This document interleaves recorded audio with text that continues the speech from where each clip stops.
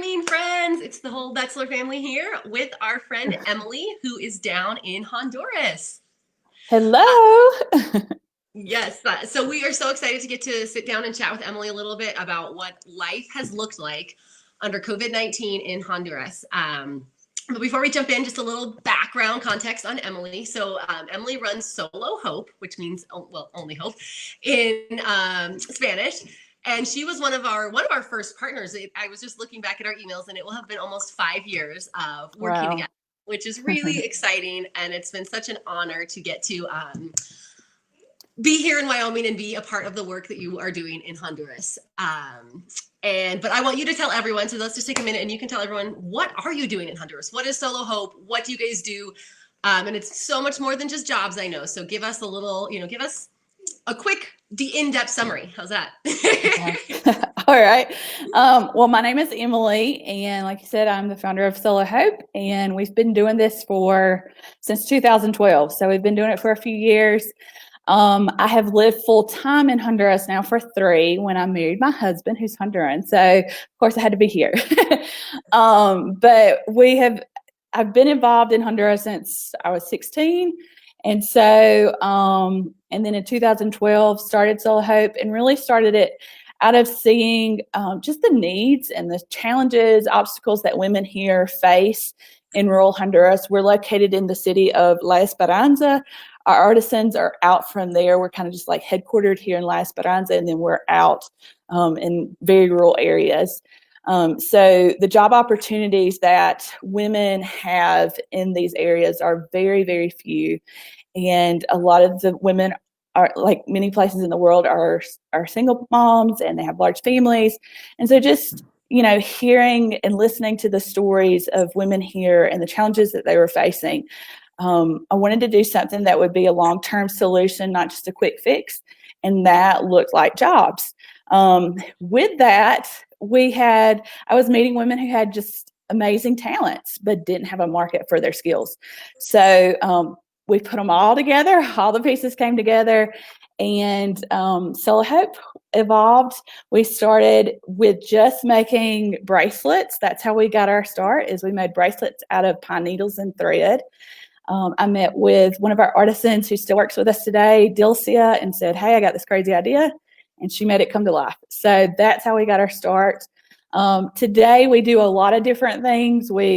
That's still our focus. The artisan work, our job creation is definitely the focus. But we also do some community development work as well, which is really led by my husband. So a little bit of everything.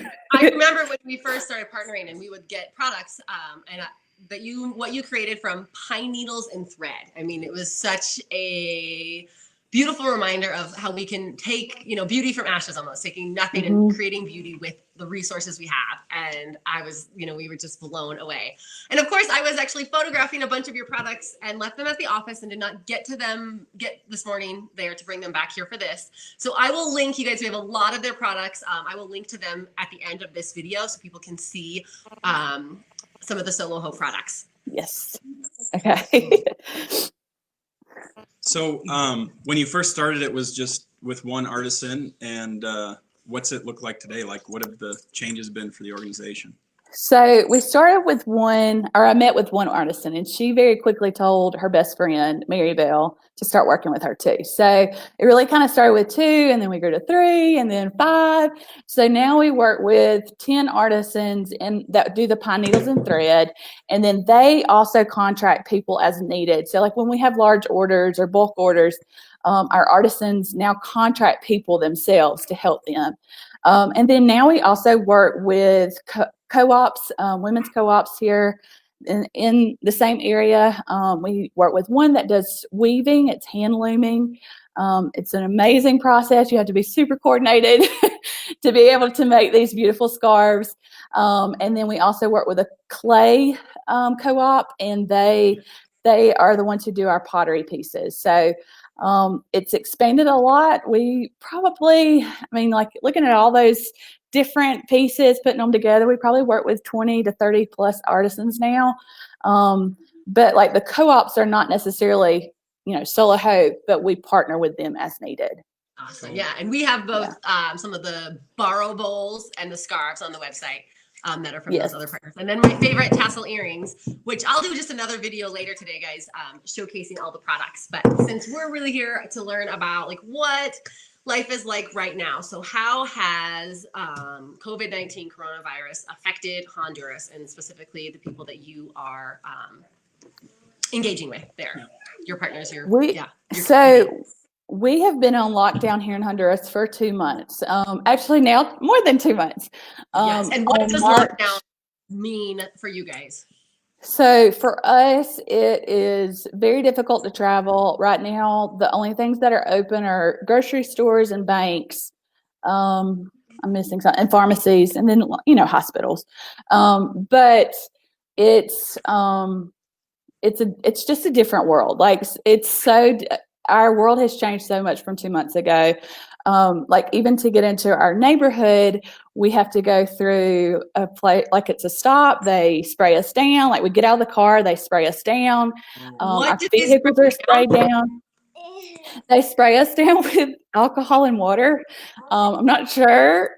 I don't know. But hey, everybody feels good. Like they're doing their part. So we're going to go with it. It's a placebo. Then, just yeah.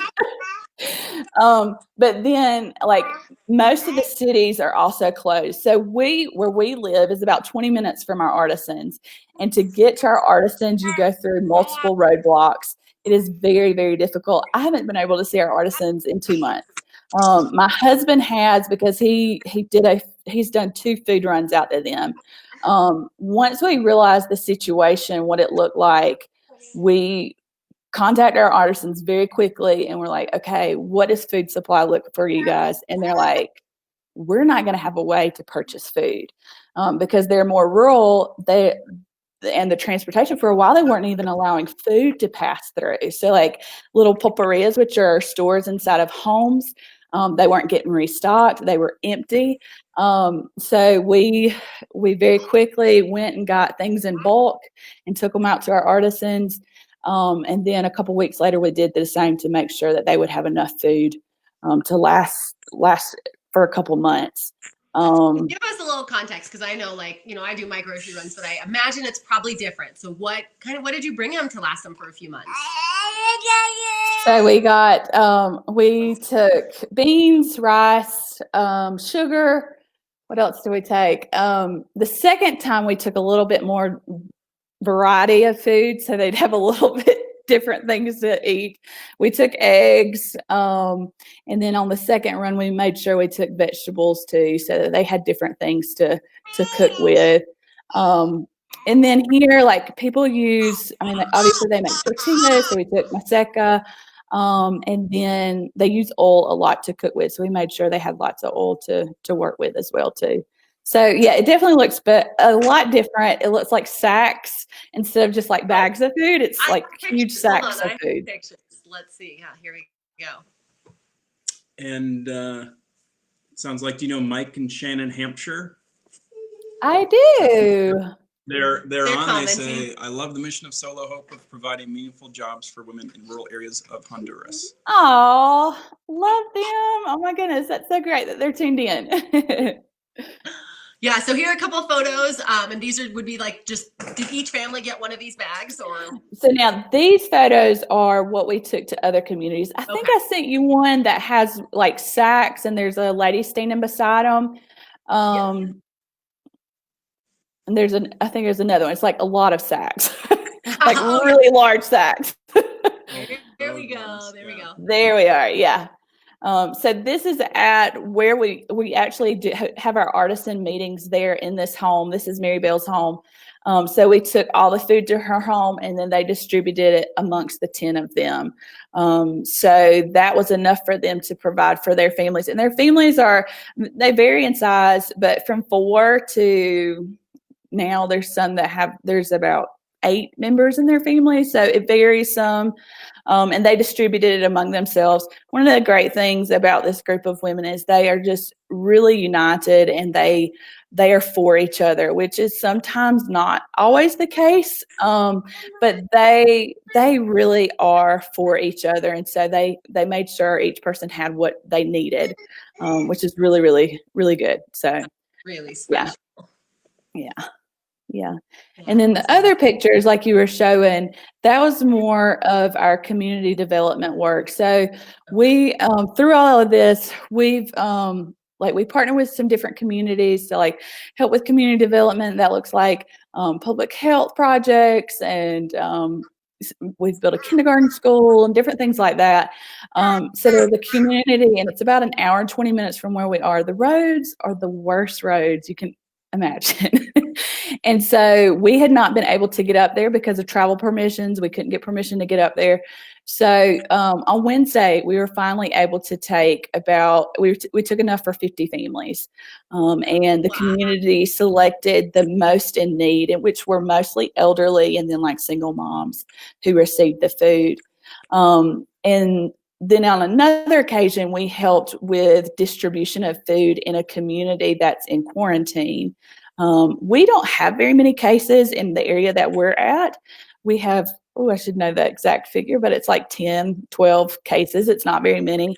But they isolated the cases that were positive, and that whole community is in lockdown. And so for them, what lockdown looks like quarantine for them, is the community is blocked off. So when you drive up there, it's fenced off, it's blocked, the entrance is blocked completely. There's military guard on the outside, so no one goes in, no one goes out. And we have neighbors who work in public health and made us aware of a need for these families because they can't get out to purchase food. So a lot of them were starting to not have any food. And so we worked with our neighbor and the organization that's in public health to work with them and be able to deliver food this past Saturday. So it was really special to be able to do that as well. That is awesome. And I followed on Facebook, and I know you did one kind of fundraising campaign, which America, as much as sometimes we get things wrong, such a generous community. I feel like I saw the needs were met so quickly. And then God opened a lot of doors, right, for you to get this food into these different places. Do you want to tell just a little bit more about that? I mean, the response to I've just done Facebook posts, just sharing our heart of what we're seeing here and the need for food assistance. And people have just responded in such generous ways. I can't even begin. It's just amazing to me because everybody is suffering in this. I saw someone say, we're all in the same storm, maybe not in the same boat, but we're all in the same storm. And that is so true. We're all experiencing loss. We're all experiencing difficult times. But people in the U.S. just totally stepped up and said, I want to be a part. I'm from the South, as you can probably tell by my accent, and it was so sweet. I had someone who messaged me after I had done one of the posts about the food assistance, and she messaged me and she said, Emily, I just can't stand the idea of someone being hungry. I wish I could whip up some casseroles and take them down there. Aww. And I was like, this is the heart of people who want to support others. And so very, very quickly, we've had these needs met. And I think if there's other ones that will arise in the future, which probably will, people have been so generous, I have no doubt we'll be able to meet those needs as well.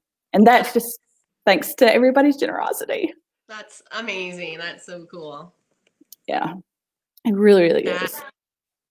That is awesome. And so what does, what is kind of the mood or the vibe in Honduras? You said there's not too many cases where you are. Are there cases in the cities? Is there talk of reopening? What's kind of what's next steps look like? So, I don't know. And I didn't even mention this. When we first found out about the country closing, they closed off any flights going in or out.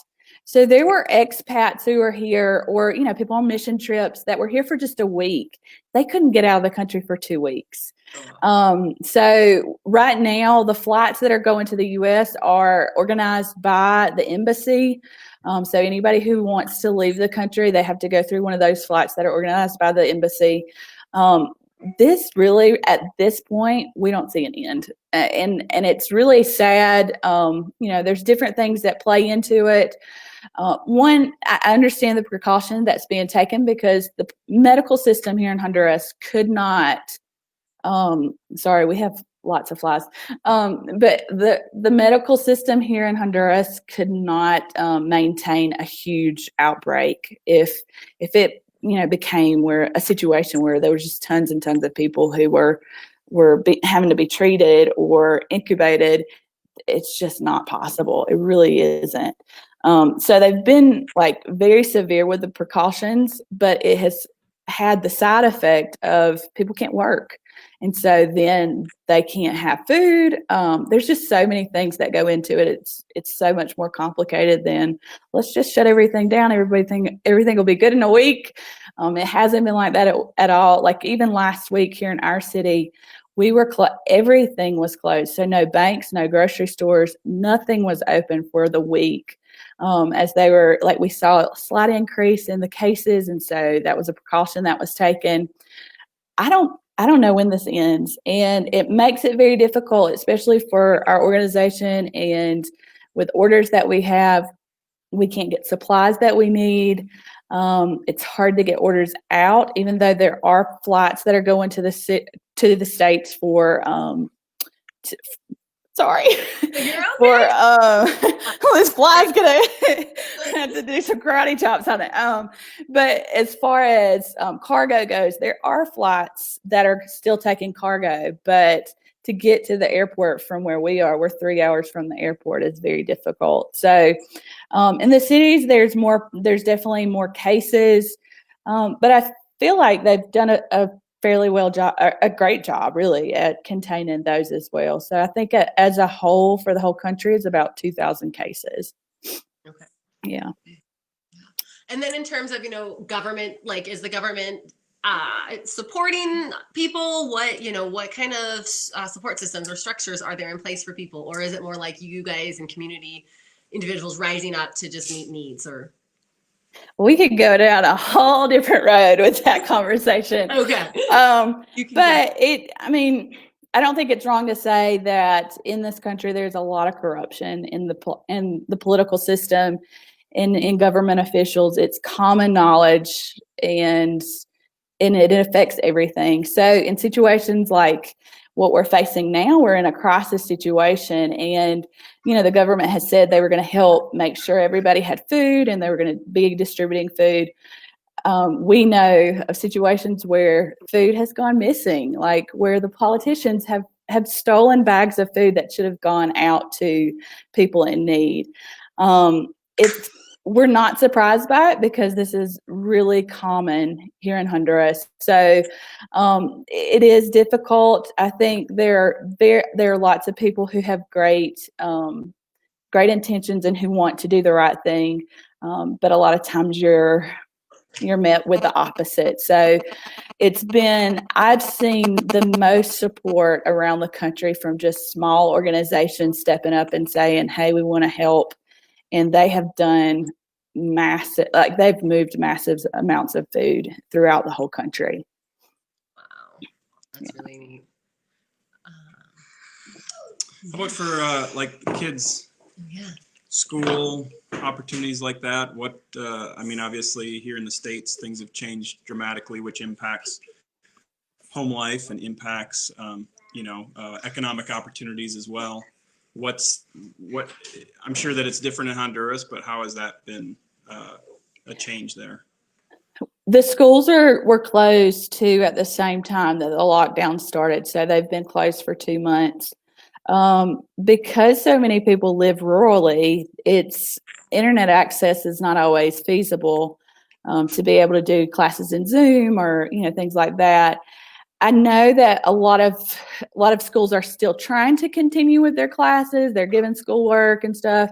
My stepdaughter, she is in the same boat. We're getting stuff or getting homework sent from the teachers. we're not doing a great job at getting it done, but Are you the world teacher like we are? Yeah. oh my gosh, I'm the worst. So lots of people there's attempts to continue some sort of education, but I don't know. I've heard multiple people say they're not even sure if school will continue this year, and our system's different here. So we go from February to November. So the kids are only in 3-4 months, and it's looking like they may not go back for the whole year. So, Wow. it's a lost year basically. Yeah. So it's definitely a difficult situation on all fronts. I don't see one side of this that is really benefiting here in Honduras, but people continue to just move forward and do the best that they can, because that's really the only option we have at this point, is just to make the best out of the situation that we can. And how is like communication from the government, people that would be sort of responsible for easing restrictions, things like that? Like, do you guys feel like there's good information out there, or are you sort of just in the dark? It changes so frequently. It changes so frequently that I think a lot of people are confused on what information is correct and what is not, what's confirmed, what's not. Just an example is, like, last week we were told that people were going to come to our community and check temperatures of everybody in our community.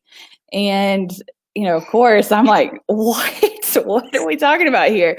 And that was incorrect information that was shared. So there's I think a lot of times people just don't know what is what, which from what I'm understanding from the States, a lot of times I think people are feeling the same there. Here with you. It is really strange in that regard. Yeah. For sure. Yeah, it's just a really odd time. I felt like I haven't been out very much since the lockdowns have started, but I had to go take some tires to my husband after his busted trying to get to one of these communities.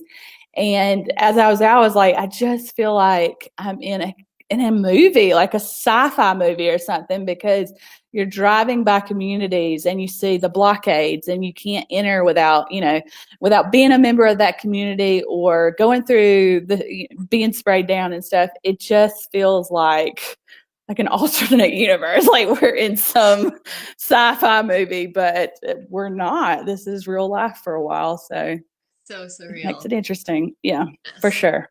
Definitely. For sure.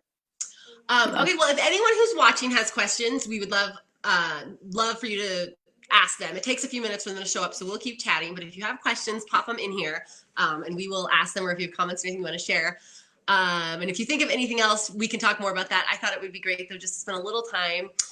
You and I chatted earlier this year, just talking a little bit, connecting, and then talking about impacts and different things. And I think it'd be really special for you to tell, if you can, and I should have maybe prepped you for this, but tell us a few stories. Like, what is the work that Solo Hope is doing, some of the impacts that they're making.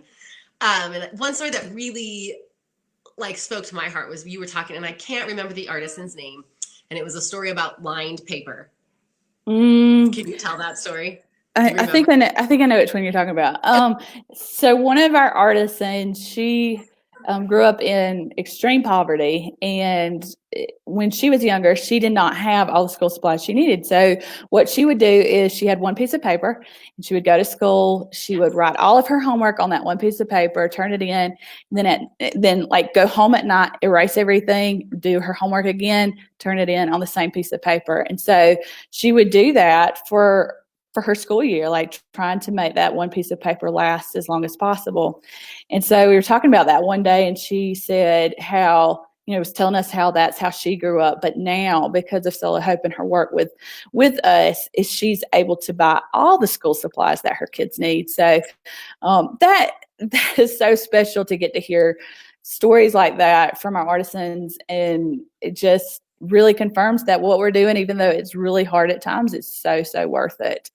Another one I think about is another one of our artisans who we were talking one day, and we're talking about the effects of alcoholism in their communities, because alcoholism is rampant here. It's very, very common.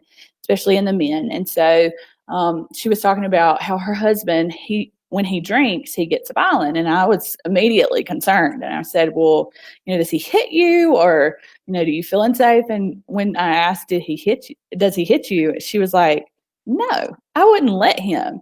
And just hearing the sass in her voice, I was just like, oh my gosh, I've known this particular artisan, I've known for a long time, even before Soul Hope started. And to hear the confidence that she has was just like, we're doing something right here. Like, I'm not crediting it all to Soul Hope, but just the dignity that comes with having a job, the confidence. It's not just a financial thing. Having a job is just not the financial aspect. It brings so much more. It's the dignity, it's the respect that one has for themselves, it's the confidence, the different way you begin to walk. And that, just hearing her say that was everything. I mean, it was really everything for me. Oh, I love that so much. I think about that paper story, and I just feel like for us in the States, it's such a good, we just always need those reminders and those perspectives, because I'm overwhelmed by paper. I'm sure so many moms can relate in terms of how many papers our kids bring home. And it was just that reminder for me. It was really a poignant, of just our privilege. And then that huge disparity, that she was using one paper all year. Yeah. But then also the power of, but not her kids, that is changing, and not her kids. So that's really special. Yeah, it is. It's really, it makes it worth it. I mean, I know, Emily, like, this type of work is not easy. It's hard. There are lots of hard days. I know last year for us, we were to a point where we had begun to think, we can't continue doing this. We were to that point. And there was a day where I went to our artisans, and I was really honest, and I just shared with them my heart, and we're not having the sales we need. We're not having this. I'm tired. I'm exhausted. I don't know if we can keep doing this. And they said to me, they just gathered around. They said, we're going to pray for you. And I think that's the thing that I've seen too, is it was a couple years ago, God really convicted me, because we would do prayer requests as people wanted to share. And I would always listen, but I would never give a request. And so the Lord really convicted me and said, what, do you think you're better than them? Basically is what he said to me. And I was really convicted with that. And so since then, I've been more open to share with them my struggles and things that I go through, and to have them come around me and say, we're going to pray for you. That was a day that I really felt like the Lord renewed my hope that day. And like a switch, there was a switch that happened that day. So it was I feel like I'm learning just as much from them as they are from me, that especially now that I'm a mom, I learn way more from them than they ever have from me. Oh, that is so special. Nice. So I'm going to put a couple pictures up here quick so you can tell us just a few names, just so we can put a face behind the products. Okay. So this is Blanca. Yes, this is Blanca. This is one of our artisans. And then her two children, Abby and then Josue, and her little boy is the same age as mine. So, or I think he's a month older. So they have grown up together for sure. Oh, I love that.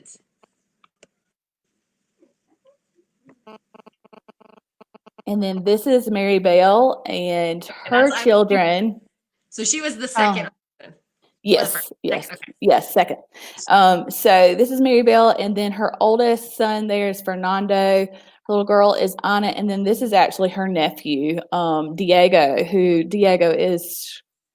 is a mess. So, but she cares for him on the weekends. He lives in a different community, but he loves his Aunt Mary Bell a lot. So he's always there on the weekends. Sweet. And actually, I think that those were all the specific artists. Oh, well, then I have this group picture. Let's get that one up. Yes. This is my favorite picture of all time. Let's see. So from left to right, we've got Consuelo, who's in the yellow, and then Mary Bell, Dilcia, Wendy, Karina. That's Sandra, which is Gloria's daughter, and that Gloria is right there at the end. And then the little one right there in front is Emily. That's Karina's daughter. So that's our crew. We're missing a few people in this photo. I think we're missing Ziamara and Blanca. But yeah, that's our crew though. Love it. And are most of them, are they working out of their home when they're They making? do. Okay. They do. So they work out of their home. Quarantine or not? Yeah. And so they're continuing to work. The Lord is so good. Before all of this happened, we had a couple large orders come in. And so they're continuing to work on that from home. That's not been stopped. We do need some threads, but we're continuing the best we can on that. But they are still working, which is awesome. That was my main concern when all of this started, was to make sure that they keep working. Yeah. And with those two big recent orders, like what kind of, how much more time do you think they have where they'll have things to do at home? We have probably about another month's work. Wow. And then from there, we are getting way low on our stock in the US. So they're going to have to like start turning out stuff for just to restock us. I don't know about y'all, but what we've seen is our home goods have definitely continued to sell during this time because everybody's at home. Oh, I love and it. so we're really low on our home goods at this point. So Awesome. All Good. good problems to have. So it sounds like the real bottleneck is mostly getting them to ship back to the States once things are completed. Yeah, it's just since things are so closed down, you have to have a special travel permission from the government to be able to travel from city to city. And so we currently don't have that. We're trying to get one. And so once we have that, we should be able to get things to the city to be shipped out without any problem. But then who knows what else might happen. But we're hopeful. Awesome. Well, Emily, thank you so much. And you guys stay tuned. I'm going to do another live video with all the products once I get back to our office. As you know, we're all doing the best we can with juggling kids and life and family. Yes. They have truly some beautiful products that I can't wait for you guys to see. So again, I can link them here, but I'll do another live video showcasing some of those products later today. And if anyone who was watching had any questions that they wanted to ask Emily before signing off, now would be a great time to type those in. So, but thanks for making the time and sharing information about what it's like for you guys right now. And thank you guys. So. Yeah, and so she is live in Honduras right now, which amazing technology is so cool that we can connect this way. Yes, out of all of this, the thing I'm continually grateful is that our Wi-Fi has not gone down. That